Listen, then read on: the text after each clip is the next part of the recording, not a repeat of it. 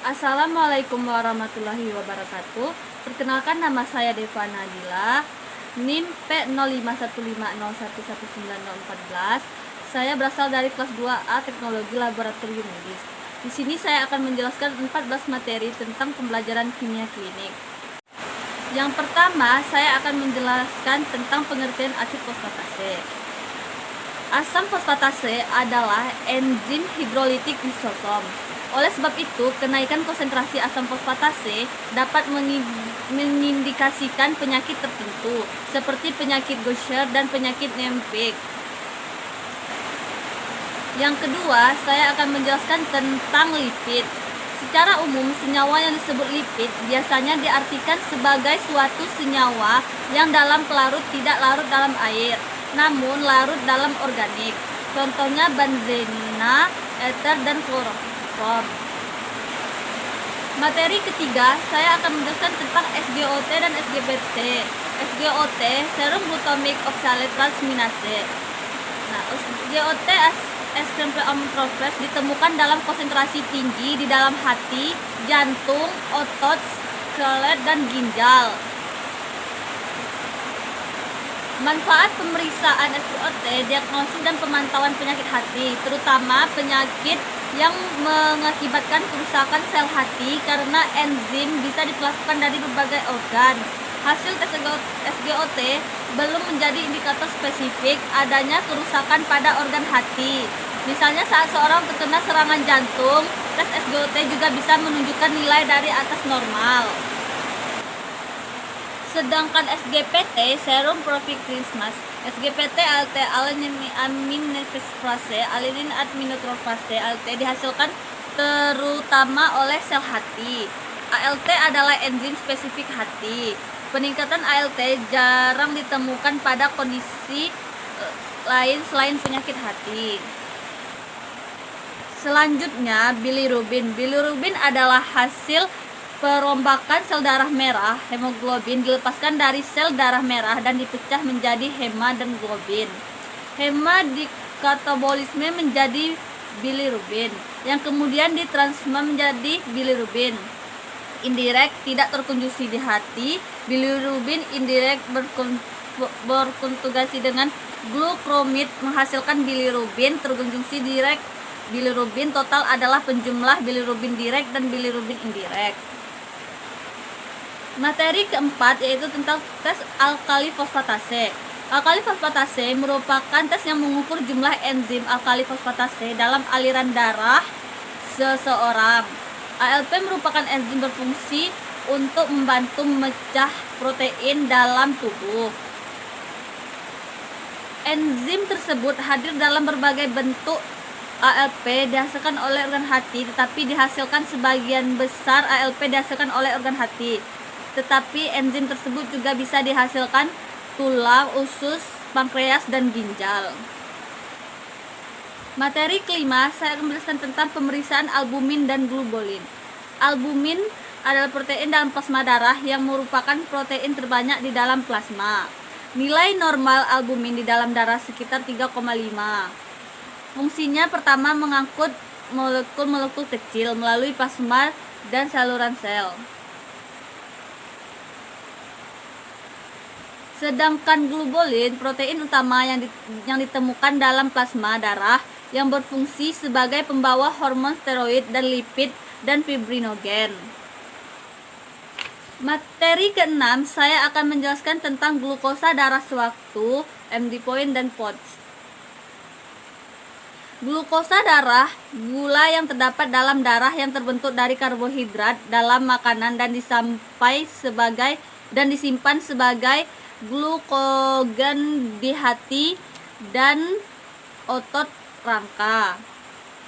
Glukosa darah sewaktu adalah pemeriksaan untuk mendeteksi kadar glukosa darah secara spontan yang bisa dilakukan kapan saja. Pemeriksaan gula darah sewaktu dapat dilakukan secara berkala oleh siapa saja. Materi selanjutnya itu tentang HDL, LDL, dan SH. HDL merupakan kolesterol baik dan tidak berbahaya. karena dapat membuat kelebihan kolesterol jahat pada pembuluh darah arteri dibawa menuju ke hati. HDL mencegah kolesterol mengendap pembuluh darah arteri dan melindungi dari aterosklerosis. Sedangkan LDL kolesterol merupakan lipoprotein berkepadatan rendah yang dapat menembus teruka intima serta mampu yaitu sifat melekat pada dinding pembuluh darah yang dapat menyebabkan tumbuhnya benjolan-benjolan yang berisikan LDL kolesterol. LDL berukuran kecil sehingga mudah masuk ke pembuluh darah, terutama jika dinding tersebut rusak karena ada beberapa faktor resiko seperti biasa merokok, hipertensi, atau faktor keturunan. Berikutnya materi tentang gamma GT. Gamma GT glutamine transmifase adalah pemeriksaan untuk mengukur kadar enzim. Gamma GT tidaklah dianjurkan sebagai pemeriksaan rutin. Tes ini lebih bergilir untuk menentukan penyebab tingginya kadar enzim alkali fosfatase (ALP). Selanjutnya adalah materi laktate dehydrogenase, enzim yang dibutuhkan selama proses mengubah gula menjadi energi untuk sel Anda. LDH hadir di berbagai jenis organ dan jaringan di seluruh tubuh termasuk hati, jantung, pankreas, ginjal, otot, rangka, jaringan, gejala bening, getah bening, dan sel darah. Kadar LDH yang tinggi dalam darah menunjukkan kerusakan sel akut atau kronis, tetapi tes tambahan diperlukan untuk mengetahui penyebabnya. Materi selanjutnya kolesterol. Kolesterol adalah metabolit yang mengandung lemak sterol yang ditemukan pada membran sel dan disirkulasikan dalam pigmen darah. Dan saya akan menjelaskan tentang trigliserida. Adalah jenis lemak yang juga diproduksi oleh hati pada makanan. Lebih dari 95% lemaknya dalam bentuk trigliserida. Selanjutnya, tes bilirubin total direct dan indirect. Bilirubin total adalah hasil pemecahan telur yang terdapat dalam darah sebelum diproses oleh organ hati. Sedangkan bilirubin direct adalah bilirubin indirect yang telah diproses oleh hati. Selanjutnya, asam urat dan protein total. Asam urat merupakan kondisi yang bisa menyebabkan gejala nyeri yang tak tertahankan, pembengkakan, serta adanya rasa panas di area persendian. Sedangkan protein total adalah pemeriksaan yang dibutuhkan untuk mengetahui kadar total protein dalam tubuh seseorang. Lebih tepatnya, albumin dan glukoseprotein adalah komponen yang memiliki berbagai peran penting di tubuh dan merupakan bahan dasar pembuatan sel dan jaringan. Berikutnya materi tentang ureum dan kreatin. Ureum adalah suatu zat yang merupakan sisa metabolisme protein.